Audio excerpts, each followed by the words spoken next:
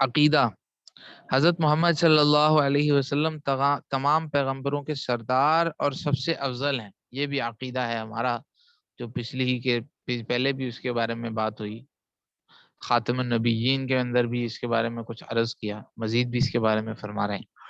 یہ واضح عقیدہ رکھنا ضروری ہے کہ آپ صلی اللہ علیہ وسلم سب نبیوں کے سردار اور سب سے افضل، حضرت محمد صلی اللہ علیہ وسلم تمام پیغمبروں کے سردار اور سب سے افضل اور بہتر ہیں، اس بات کے دلائل مندرجہ ذیل ہیں۔ قرآن کریم میں ہے کہ حق تعالی شانہ نے تمام پیغمبروں سے اس بات کا عہد لیا کہ اگر محمد الرسول اللہ صلی اللہ علیہ وسلم کا زمانہ پاؤ تو ضرور بالضرور ان پر ایمان لانا اور ان کی مدد اور نصرت کرنا، جیسا کہ اس آیت میں ہے، اعوذ باللہ من الشیطان الرجیم وَإِذْ أَخَذَ اللَّهُ مِيثَاقَ النَّبِيِّينَ لَمَا آتَيْتُكُم مِّن كِتَابٍ وَحِكْمَةٍ ثُمَّ جَاءَكُمْ رَسُولٌ مُصَدِّقٌ لِّمَا مَعَكُمْ لَتُؤْمِنُنَّ بِهِ وَلَتَنصُرُنَّهُ۔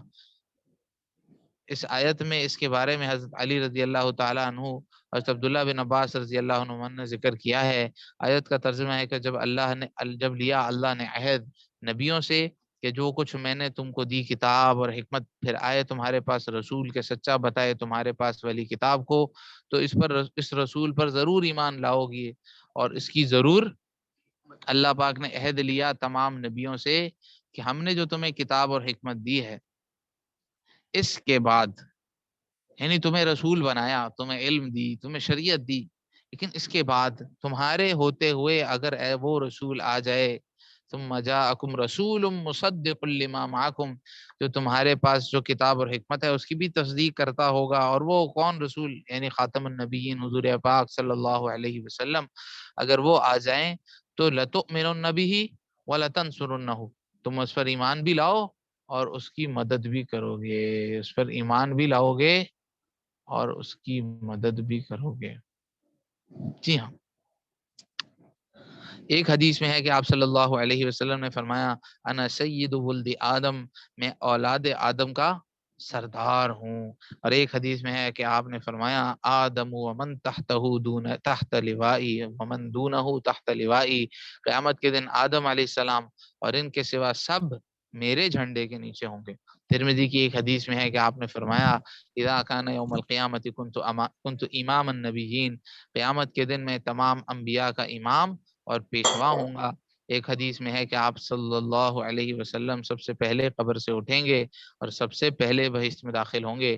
ایک حدیث میں ہے عن ابی ہریرہ رضی اللہ عنہ ان رسول اللہ صلی اللہ علیہ وسلم قال فضلت علی الانبیاء بست اعطیت جوامع الکلم ونصرت بالرعب واحلت لی الغنائم وجعلت لی الارض مسجدا وطہورا وارسلت الی الخلق کافۃ وختم بی النبیون۔ آپ علیہ السلام نے فرمایا اللہ تعالیٰ نے مجھ کو تمام انبیاء پر 6 چیزوں کے ذریعے فضیلت دی ہے، یعنی اللہ جل شانہ نے یہ 6 چیزیں حضور کو ایسی عطا فرمائیں جو پہلے کسی نبی کو نہیں ملی۔ اول یہ کہ مجھ کو جوامع الکلم عطا کیے گئے۔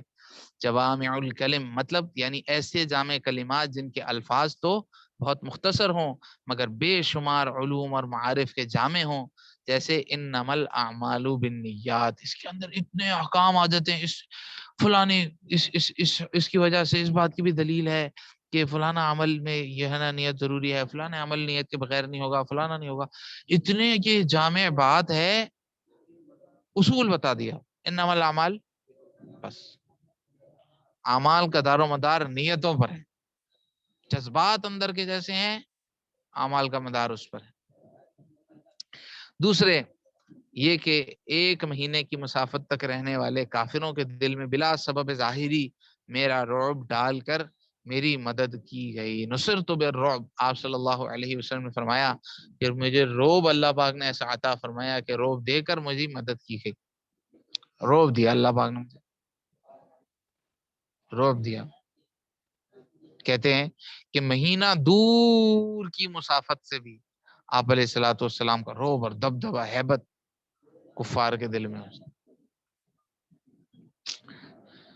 تیسرے یہ کہ مال غنیمت میری امت کے لیے حلال کر دیا گیا جو پہلی امتوں کے لیے حلال جی ہاں، وہ سب مال جمع کرتے تھے جو کافر چھوڑ گئے ہیں، انہوں نے پھینک کے چلے گئے، جہاد ہوا، کافروں سے لڑائی ہوئی، بہت سارا مال ادھر ادھر بکھرا پھینک کے چلے گئے، کچھ کوئی مر گیا، اس کا مال و دولت ادھر ہی رہ گیا، تو کیا کرتے تھے؟ اس کو جمع کرتے تھے، جلاتے تھے، چھٹی، نہ میرا نہ تیرا، چلو جی۔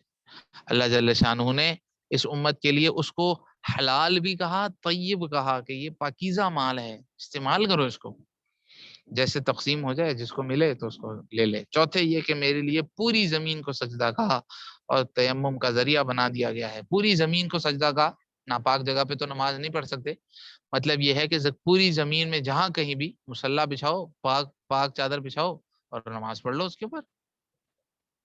مسجد آ کر نماز پڑھنا ضروری نہیں ہے، یعنی اگر نوافل پڑھنے ہیں تو کہیں پر بھی پڑھ سکتے ہو، لیکن پہلے زمانوں میں کیا تھا کہ بھائی ایک خاص جگہ مصلی کے لیے مقرر تھی، اس کو مسجد بنا دیتے تھے، گھر میں ہو، گھر میں بھی الگ بنا، اسی لیے حضرت موسیٰ علیہ السلام نے کیا فرمایا تھا کہ اپنے گھروں کو قبلہ رخ کر لو، یعنی گھروں کے اندر مصلی بنا لو جو قبلہ رخ ہوں، وَجْعَلُوا بُيُوتَكُمْ قِبْلَةً وَأَقِيمُوا الصَّلَاةَ، انہوں نے فرمایا کہ بھئی یہ جگہ بنا لو، یہاں جب تم نماز پڑھا کرو گے۔ ہمارے لیے بھی حضرات تو فرماتے ہیں، بڑے فرماتے ہیں کہ ایسی جگہ مختص ہونی چاہیے گھر میں بھی کہ جو جہاں پر اعمال کے لیے ہو، نماز کے لیے ہو، لیکن بھئی وہاں نہیں پڑھی یہاں پڑھ لی، یہاں نہیں پڑھی وہاں پڑھ لی، کسی بھی کمرے میں ہر بندے نے اپنے کمرے میں پڑھ لی ہے، کہیں بھی مصلی بچھایا اور پڑھ لی، نماز ہو جاتی ہے۔ نوافل کہیں بھی پڑھو، بلکہ اللہ پاک نے آپ صلی اللہ علیہ وسلم نے فرمایا کہ اپنے گھروں کو قبریں مقبرے نہ بناؤ، اپنے گھروں کو قبرستان نہ بناؤ، گھروں میں نماز پڑھا کرو۔ تو گھروں میں کہیں بھی مصلی بچھایا، نماز پڑھی، اس کمرے میں بھی پڑھ لی، اس کمرے میں بھی پڑھ لی، چھت پہ بھی پڑھ لی، بیسمنٹ میں بھی پڑھ لی، کہیں پہ بھی نماز پڑھو، قبلہ رخ کرو اور نماز پڑھ لو، یہ جائز ہے۔ اسی طرح تیمم، اللہ جل شانہ نے یہ آپ صلی اللہ علیہ وسلم کو خصوصی حکم عطا فرمایا، آپ صلی اللہ علیہ وسلم کی امت کو حکم عطا فرمایا، اس سے پہلے حکم نہیں فرمایا تھا۔ آپ صلی اللہ علیہ وسلم کا قافلہ جا رہا تھا، حضرت عائشہ رضی اللہ تعالیٰ عنہ کا ہار گم ہو گیا، انہوں نے کہا میرا ہار گم ہو گیا، ہار گم ہو گیا، قافلہ رک گیا، نماز کا وقت ہو گیا، قافلہ ایسی جگہ رک گیا جہاں پر پانی پونی کوئی نہیں تھا، اب لوگوں نے وضو کرنا ہے، کیسے کریں؟ سارے پریشان، حضرت ابوبکر رضی اللہ تعالیٰ عنہ آئے، حضرت عائشہ رضی اللہ تعالیٰ عنہ کو ڈانٹا، تمہاری وجہ سے سب رکے ہیں۔ حضرت عائشہ رضی اللہ تعالیٰ عنہ بیچاری چپ رہی، لیکن اللہ پاک نے تیمم کا حکم نازل فرمایا تو ایک صحابی کہتے ہیں کہ اے آل ابو بکر، یہ تمہاری پہلی برکت نہیں ہے، یہ تمہاری پہلی برکت نہیں ہے جو ظاہر ہوئی ہے، اللہ پاک نے تیمم کا حکم آپ کی برکت سے نازل فرما دیا۔ تو تیمم کیا ہے کہ پاک صاف مٹی کے اوپر ہاتھ مارو اور اس کو ایک ہاتھ مار کر منہ پر پھیر لو، اور ایک ہاتھ مار کر ایک ہاتھ دائیں طرف دائیں ہاتھ پہ پھیر لو، ایک ہاتھ بائیں ہاتھ پہ پھیر لو، کیا ہو گیا؟ وضو ہو گیا، نماز پڑھ لو۔ پانی نہیں ہے، تیمم بہت کافی ہے، تیمم سے بھی کام چل جائے گا، پہلی امتوں میں یہ حکم نہیں تھا۔ پانچویں یہ کہ مجھ سے پہلے ہر نبی ایک خاص قوم کے لیے مبعوث ہوتا اور میں قیامت تک کے لیے تمام عالم کا نبی بنا کر بھیجا گیا ہوں۔ جی ہاں، آپ صلی اللہ، یہ اصل جو مقصودی بات ہے وہ اصل یہ ہے کہ حضور پاک صلی اللہ علیہ وسلم کو تمام عالم کے لیے بھیجا گیا، اور چھٹے یہ کہ مجھ پر نبوت ختم کر دی گئی۔ اب آپ صلی اللہ علیہ وسلم کے بعد تو دین کیسے پھیلے گا؟ دین کیسے پھیلے گا؟ اگر چینی بنانے کی فیکٹریاں بند ہو جائیں تو چینی بنے گی، شوگر ملنے سب بند ہو جائیں تو شوگر کیسے بنے گی؟ شوگر تو بند ہو جائے گی، اور جو ہم استعمال کر رہے ہیں وہ ختم ہو جائے گی، تو پھر شوگر ختم۔ آپ صلی اللہ علیہ وسلم کو اللہ پاک نے مبعوث فرمایا اور ہمیں حضور صلی اللہ علیہ وسلم کو کا کام بھی دیا، یعنی آپ صلی اللہ علیہ وسلم کا سارا کام، آپ صلی اللہ علیہ وسلم نبی تھے، لیکن حضور صلی اللہ علیہ وسلم جیسے اللہ کے احکام کو دوسروں تک پہنچاتے تھے، آپ صلی اللہ علیہ وسلم نے صحابہ کو اس پر تربیت کی، سکھایا کہ تم نے بھی اللہ تعالیٰ کے احکامات کو، میری سنتوں کو، شریعت کو لے کر اطراف عالم میں پہنچنا ہے اور سب جگہ پہنچانا ہے۔ آپ صلی اللہ علیہ وسلم نبی ہیں کس کے؟ سارے عالم کے انسانوں کے، اور یہ سارے دلائل ہے کہ آپ علیہ الصلوۃ والسلام انی رسول اللہ علیکم جمیعا ارسلت الی الخلق کافۃ، سارے انسانوں کا نبی ہوں۔ اور آپ علیہ السلام کو جب سے نبوت ملی وفات تک تبوک سے آگے تک سفر نہیں کیا، تبوک سے آگے سفر، عرب سے باہر بھی نہیں نکلے، تو پوری دنیا میں دین کیسے پھیلے گا؟ دعاؤں کی برکت سے کیسے پھیلے گا؟ صحابہ پوری دنیا میں ہیں، اور حضور صلی اللہ علیہ وسلم کی نبوت کو اگر یہ سمجھا جائے کہ آپ کا کام تھا دین کے پیغام کو پہنچا دینا، آپ نے پہنچایا تو پہنچایا بس، تو پھر تو آپ علیہ الصلوۃ والسلام نے سب کو تو نہیں پہنچایا، دین تو پورے عالم میں نہیں پہنچا.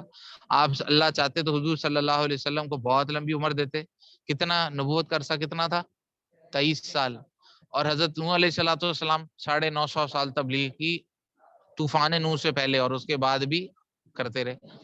یعنی جو نبی جنہوں نے مانا ہوا تھا ان کے اندر رہے, تربیت کرتے رہے. 950 سال. ہمارے نبی 23 سال. ان کی نبوت کا عرصہ چھوٹا, لوگ تھوڑے. ہمارے نبی کی نبوت کا عرصہ زیادہ, لوگ زیادہ.